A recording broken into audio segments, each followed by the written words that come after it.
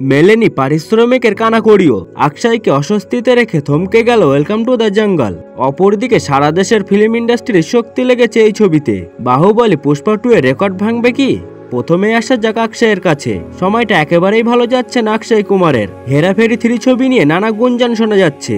পরেশ রাওয়াল ছবিটি থেকে নিজেকে সরিয়ে নেওয়ার পর থেকেই পরিস্থিতি ক্রমেই জটিল হয়েছে। আদৌ সেই ছবি করা যাবে কিনা তা নিয়ে সন্দেহ তৈরি হয়েছে। এর মধ্যে এবার আলোচনায় ওয়েলকাম টু দ্য জঙ্গল। যত সময় যাচ্ছে ততই এই ছবিটি হওয়া নিয়ে সংশয় তীব্র থেকে তীব্রতর হয়ে উঠছে।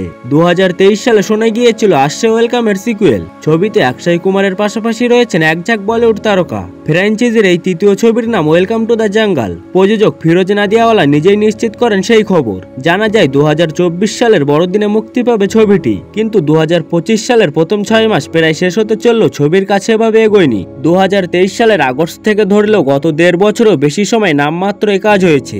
ফলে আদৌ ছবিটি শেষ হবে কিনা তা নিশ্চিত নয়। কিন্তু কেন, ছবিটি নিয়ে সমস্যাটা কি? আসলে ছবিতে বড় বড় তারকাদের নেওয়া হলেও কেউই পারিশ্রমিকের সামান্য অংশও পাননি। ফলে অনেকেই নিঃশব্দে সরে গিয়েছেন। বাকিরা এখনো ছবির সঙ্গে থাকলেও কাজ করা নিয়ে আগ্রহী নন। এদিকে ছবির 80% স্টেক অক্ষয়ের, বাকি 20% নাদিয়াওয়ালার। ফলে ছবিটি 20 জলে তলিয়ে যাওয়ায় অস্বস্তি বাড়ছে খিলাড়ির। অপরদিকে কানাপ্পা একটি প্যান ইন্ডিয়া ফিল্ম, যার ট্রেলার আসার সাথে সাথেই মানুষের চোখের ওপর আটকে গেছে। এর সবচেয়ে বড় বৈশিষ্ট্য হলো এতে দেশের বিভিন্ন ফিল্ম ইন্ডাস্ট্রির সুপারস্টারদের একসাথে দেখা যাচ্ছে। কেউ তামিল থেকে, কেউ তেলুগু থেকে, কেউ হিন্দি থেকে। মনে হচ্ছে যেন পুরো ভারতের তারকা শক্তিকে একটি ছবিতে একত্রিত করা হয়েছে।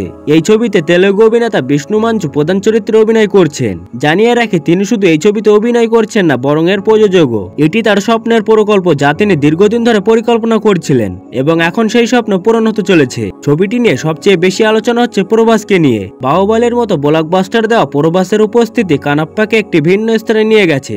দর্শকদের এখন তার কাছ থেকে দুর্দান্ত অ্যাকশন এবং স্ক্রিন প্রেজেন্সের আশা রয়েছে। এই ছবিটির সবচেয়ে অবাক করা বিষয় হলো অক্ষয় কুমারের এন্ট্রি। বলিউড সুপারস্টার অক্ষয়ের এর সাথে যুক্ত হওয়া প্রমাণ করে যে এই ছবিটি শুধু দক্ষিণ ভারতেই সীমাবদ্ধ থাকবে না, উত্তর ভারতেও এর উন্মাদনা ততটাই শক্তিশালী হবে। মালায়ালাম সিনেমার কিংবদন্তি অভিনেতা মোহনলালকেও এই ছবিতে দেখা যাবে। তিনি দক্ষিণ ভারতের সবচেয়ে নির্ভরযোগ্য অভিনেতাদের মধ্যে একজন, এবং পর্দায় তার উপস্থিতি নিজেই ছবিটিকে বিশেষ করে তোলে। কন্নড় সিনেমার সুপারস্টার শিবা রাজকুমার এই ছবির অংশ।